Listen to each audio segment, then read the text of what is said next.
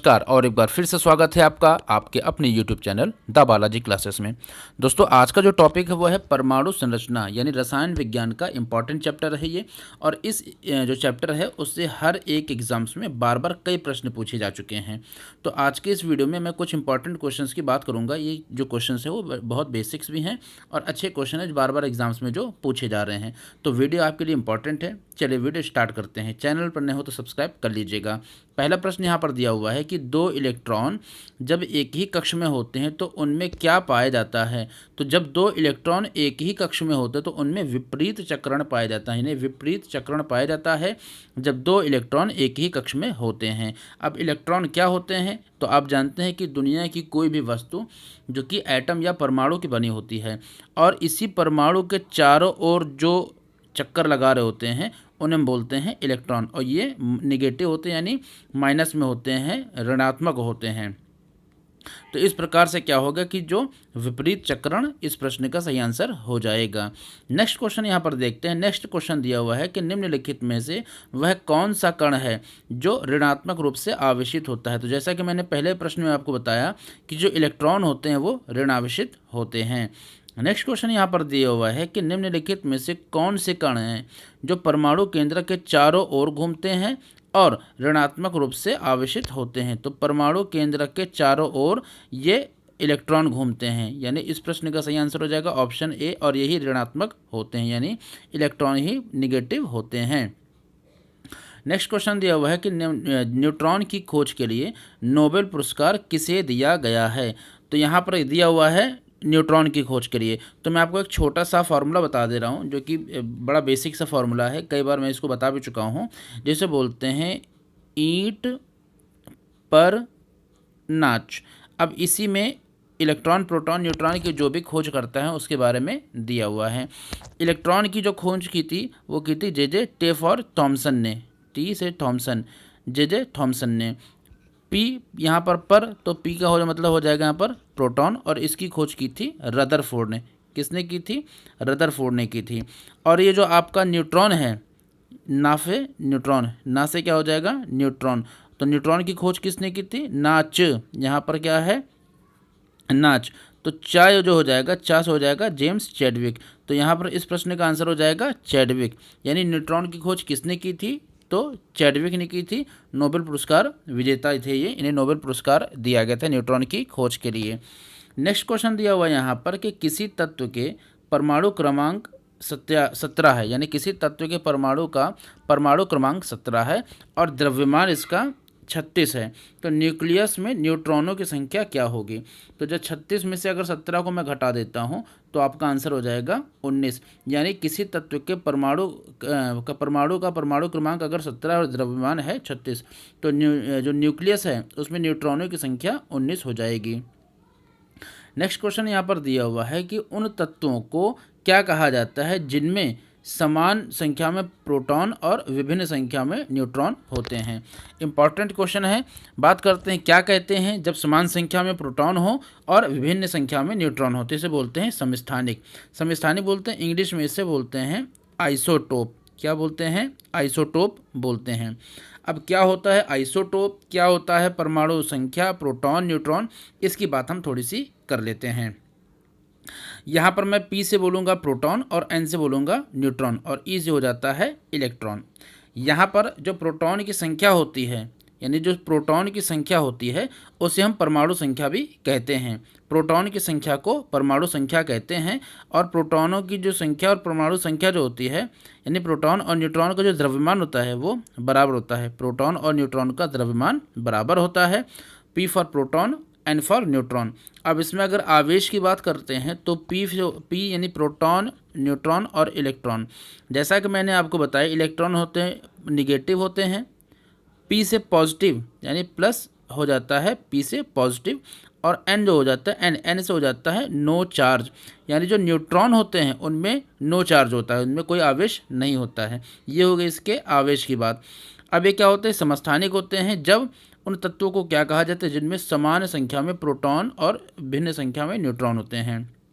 जैसा कि अभी मैंने आपको बताया कि प्रोटॉन की संख्या को हम परमाणु संख्या भी कहते हैं।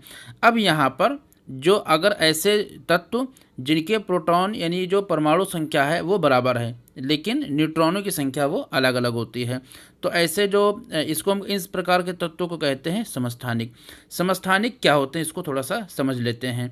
समस्थानिक जैसे आपको मैंने बताया कि जो समस्थानिक होते हैं उनमें प्रोटॉनों की संख्या बराबर होती है और जो न्यूट्रॉनों की संख्या अलग होती है, लेकिन जो तत्व है वो एक ही होता है। जैसे हाइड्रोजन, तो हाइड्रोजन को यहाँ पर क्या हो जाएगा 1H1, इसको थोड़ा सा इरेज कर देते हैं, हो जाएगा 1H1 1H2 और 1H3। तो ये हो जाएगा प्रोटॉन का, यानी इसमें एक नंबर है, इसमें दो, इसमें भी एक नंबर है, उसमें भी एक नंबर है, लेकिन यहाँ पर न्यूट्रॉन है 1 2 3, ये अलग अलग हैं। तो प्रोटॉन ये हो जाएगा हाइड्रोजन का ड्यूटेरियम ट्राइटियम, इस प्रकार से इसके समस्थानिक आइसोटोप या समस्थानिक इसे बोलते हैं। तो हाइड्रोजन का सेम तत्व है, लेकिन यहाँ पर इनके जो न्यूट्रॉन हैं इनकी संख्या में थोड़ा सा आपको अंतर दिखाई पड़ रहा है, 1 2 3, यानी ये ड्यूटेरियम और ट्राइटियम कहे जाते हैं। 3 नंबर पे ट्राइटियम और 2 नंबर पे ये ड्यूटेरियम। इस प्रकार से आई थिंक समझ में आया होगा आपको कि प्रोटॉन के जो समस्थानिक क्या होते हैं, प्रोटॉन क्या होती है, तो प्रोटॉन और न्यूट्रॉन क्या होते हैं। जैसे मैंने आपको बताया कि जो परमाणु है या जो एटम है तो वो नाभिक से मिलकर के बने होते हैं, और परमाणु को जो समस्त भार है वो नाभिक पर ही होता है। जैसा कि मैंने आपको बताया कि जो परमाणु के चारों ओर ये जो कक्षाएं हैं ये सेल हैं, और इनके चारों ओर जो इलेक्ट्रॉन होते हैं वो चक्कर लगाते हैं। इलेक्ट्रॉन मैंने आपको बताया नेगेटिव होते हैं या ऋणात्मक होते हैं, और प्रोटॉन क्या होते हैं पॉजिटिव यानी प्लस में होते हैं, और न्यूट्रॉन और जो न्यूट्रॉन होते हैं उनमें N फॉर न्यूट्रॉन और N फॉर नो चार्ज इसको कहते हैं। इस तरीके से ये हुआ। इसके अलावा मैंने आपको बताया कि जो परमाणु है, जो एटम है, उसमें प्रोटॉन और न्यूट्रॉन ये नाभिक में होते हैं, प्रोटॉन और न्यूट्रॉन, और इस जो परमाणु का समस्त भार इसी नाभिक में होता है। बढ़ते हैं अगले प्रश्न की तरफ। अगला प्रश्न यहाँ पर दिया हुआ है, नेक्स्ट क्वेश्चन है कि निम्नलिखित में से कौन सा न्यूक्लियन नहीं है। जैसा कि मैंने आपको बताया कि जो परमाणु होता है वो प्रोटॉन और न्यूट्रॉन से बना होता है, तो जो पॉजिट्रॉन है वो न्यूक्लियन नहीं होता है, यानी प्रोटॉन और न्यूट्रॉन को हम बोलते हैं न्यूक्लियन। प्रोटॉन और न्यूट्रॉन को बोलते हैं हम न्यूक्लियन, और ये बना होता है प्रोटॉन प्लस न्यूट्रॉन से, और इलेक्ट्रॉन भी जब हो जाता है मिल जाता है तो संपूर्ण परमाणु बन जाता है। बढ़ते हैं नेक्स्ट क्वेश्चन की ओर। यहाँ पर नेक्स्ट क्वेश्चन दिया हुआ है कि निम्नलिखित में से कौन सा कण बच जाता है जब हाइड्रोजन परमाणु अपने इलेक्ट्रॉन को खो देता है। ये इंपॉर्टेंट क्वेश्चन है, तो यानी 8वें प्रश्न का सही आंसर हो जाएगा ऑप्शन सी प्रोटॉन। जब हाइड्रोजन अपने इलेक्ट्रॉन को खो देता है तो प्रोटॉन बचता है। नेक्स्ट क्वेश्चन यहाँ पर दिया हुआ है कि किसी परमाणु का रासायनिक व्यवहार निर्भर करता है। तो किसी परमाणु का जो रासायनिक व्यवहार होता है वो निर्भर करता है न्यूक्लियस में जो प्रोटॉन हैं उनकी संख्या पर। जैसा कि मैंने आपको बताया कि जो न्यूक्लियस होता है उसमें प्रोटॉन और न्यूट्रॉन होते हैं, तो जो परमाणु का रासायनिक व्यवहार है वो न्यूक्लियस में जो प्रोटॉन होते हैं उसकी संख्या पर निर्भर करता है। नेक्स्ट क्वेश्चन यहाँ पर दिया हुआ है कि परमाणु संगठन, नेक्स्ट क्वेश्चन दिया हुआ है यहाँ पर कि परमाणु संगठन करने वाले 3 मौलिक कण हैं। तो परमाणु संगठन करने वाले मुख्य रूप से जो 3 जो कण होते हैं, जैसा कि आपको मैंने बताया था पिछले क्वेश्चन में, वो होते हैं प्रोटॉन, न्यूट्रॉन और इलेक्ट्रॉन। क्या होते हैं? प्रोटॉन, न्यूट्रॉन और इलेक्ट्रॉन। यानी इस प्रश्न का सही आंसर हो जाएगा ऑप्शन सी। प्रोटॉन और न्यूट्रॉन इसमें होते हैं, यानी इसमें जो इसका नाभिक है जिसको हम न्यूक्लियन बोलते हैं, तो प्रोटॉन और न्यूट्रॉन होते हैं, और इसके चारों ओर जो इलेक्ट्रॉन चक्कर लगा रहे होते हैं। तो परमाणु को जो संगठन इन्हीं 3 पर निर्भर करता है, किस पे? प्रोटॉन, इलेक्ट्रॉन और न्यूट्रॉन पर। नेक्स्ट क्वेश्चन यहाँ पर देखते हैं कि परमाणु क्रमांक 20 वाले परमाणु का इलेक्ट्रॉनिक विन्यास क्या है। जैसा कि आपको मैंने बताया कि जो परमाणु होते हैं इसके बाहर जो चारों ओर, यानी इसके एटम के जो नाभिक हैं इसके चारों ओर इलेक्ट्रॉन चक्कर लगाते हैं। तो परमाणु क्रमांक 20 वाले परमाणु का इलेक्ट्रॉनिक विन्यास क्या है, इस प्रश्न का हमें आंसर देना है। यहाँ पर क्या होता है कि ये किसी और वीडियो में मैं डिटेल में बताऊंगा, लेकिन यहाँ पर थोड़ी सी मैं आपको जानकारी दे रहा हूँ कि इस 20 को कैसे कवर करते हैं। तो जो परमाणु है, परमाणु के जो बाहर की पहली शेल है इसमें 2 इलेक्ट्रॉन मैक्सिमम भरे जा सकते हैं। इसके अलावा जो इसके बाहर की सेल है उसमें 8, और उसके बाहर की जो सेल है उसमें भी 8 भरे जा सकते हैं।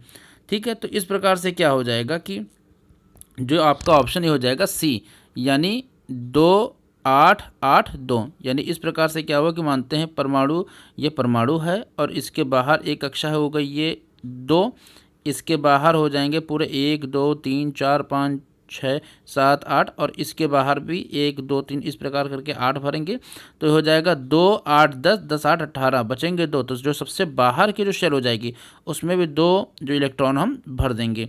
तो क्या हो जाएगा, सबसे पहले 2 फिर 8 फिर 8 और फिर 2, तो 2 8 8 2, इस प्रकार से इलेक्ट्रॉनिक विन्यास या इलेक्ट्रॉनिक कॉन्फ़िगरेशन इसको हम बोलते हैं। इस प्रकार से इसको कवर किया जाता है या भरा जाता है। नेक्स्ट क्वेश्चन दिया हुआ है यहाँ पर कि जब लोहे में जंग लगता है तो उसका भार क्या होगा। सीधी सी बात है, जब उसमें जंग लग जाएगी तो उसका भार जो हो जाएगा वो बढ़ जाएगा। नेक्स्ट क्वेश्चन यहाँ पर देखते हैं कि इनमें से कौन सी एक परमाणु वाली गैस है। तो इनमें से कौन सी एक परमाणु वाली गैस है, तो नियॉन। नियॉन जो कि एक नोबल गैस है। नियॉन क्या है, एक नोबल गैस है। इसका जो रासायनिक संकेत होता है जो वो होता है Ne। क्या होता है, Ne। और इसका जो परमाणु क्रमांक होता है या जो एटॉमिक नंबर होता है, परमाणु क्रमांक या जो एटॉमिक नंबर होता है वो होता है 10। किसका, नियॉन का। और ये क्या होती है, अगर नियॉन के बारे में और अगर बात करें तो ये कलरलेस होती है। ये क्या होती है, कलरलेस होती है, ओडोरलेस होती है, कलरलेस होती है, ओडोरलेस होती है। तो ये थोड़ी सी जानकारी हो गई नियॉन के बारे में, यानी Ne के बारे में, जिसका जो एटॉमिक नंबर या जिसका जो परमाणु क्रमांक है वो होता है 10। बढ़ते हैं अगले प्रश्न की तरफ। अगला प्रश्न यहाँ पर दिया हुआ है कि ऑक्सीजन की प्लस ऑक्सीजन जो ऑक्सीकरण संख्या होती है केवल किस पर होती है, तो ये होती है OF2। अब ये OF2 क्या है, तो OF2 को हम बोलते हैं ऑक्सीजन डाइफ्लोराइड। क्या बोलते हैं, ऑक्सीजन डाइफ्लोराइड। तो ऑक्सीजन की जो जो प्लस या धनात्मक ऑक्सीकरण संख्या होती है केवल OF2 पर, यानी ऑक्सीजन डाइफ्लोराइड पर। नेक्स्ट क्वेश्चन यहाँ पर दिया हुआ है कि न्यूक्लियस की द्रव्यमान संख्या। तो जो न्यूक्लियस की द्रव्यमान संख्या है वो कभी उसके परमाणु क्रमांक से अधिक और कभी उसके बराबर होती है। क्या, न्यूक्लियस की द्रव्यमान संख्या। तो आई होप आपको सारे प्रश्न समझ में आए होंगे। छोटी छोटी इस प्रकार की वीडियोस मैं आपको डेली देता हूं। मोस्ट इंपॉर्टेंट क्वेश्चंस जो पिछले बार के कई एग्जाम्स में बार बार पूछे जा रहे हैं, इसको मैं देखता हूं और इस प्रकार के क्वेश्चंस को हर एक वीडियो में सम्मिलित करता हूं। और ये छोटी छोटी वीडियोज़ आपको आपके एग्ज़ाम्स के लिए महत्वपूर्ण और हेल्पफुल साबित होंगे।